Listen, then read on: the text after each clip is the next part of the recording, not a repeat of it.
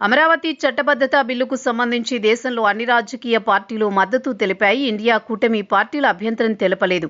ఆ కూటమికి నాయకత్వం వహిస్తున్న కాంగ్రెస్ పార్టీ ముందుగానే మద్దతు తెలిపింది. చివరకు టీడీపీ అంటే శత్రుభావం ఉండే బీఆర్ఎస్ మద్దతు తెలిపింది. అదే అందరినీ ఆశ్చర్యంలో పడేస్తోంది. అమరావతి రాజధానికి మద్దతుగా గులాబీ పార్టీ గళమెత్తడం వెనుక బలమైన రాజకీయ వ్యూహం ఉందని తెలుస్తోంది.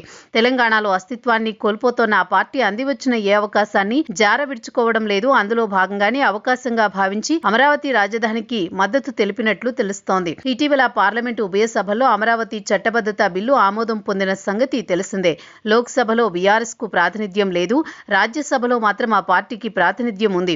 అయితే ఆ పార్టీ అమరావతికి మద్దతు తెలపడం అందరినీ ఆశ్చర్యపరిచింది.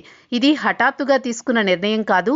గులాబీ పార్టీ తన పార్టీని జాతీయ స్థాయికి విస్తరించాలని భావించినప్పటికీ అది వీలు కాలేదు. కానీ అప్పట్లో కేసీఆర్ అమరావతి ఏకైక రాజధానిగా తమ మద్దతుంటుందని సంకేతాలిచ్చారు. ఇప్పుడు పార్లమెంటు సాక్షిగా క్లారిటీ ఇచ్చారు.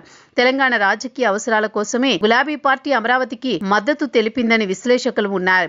అయితే గ్రేటర్ హైదరాబాద్ చుట్టూ ఆంధ్ర సెటిలర్స్ అధికం. అమరావతి అనేది ఆంధ్రుల ఆత్మగౌరవంగా మారింది.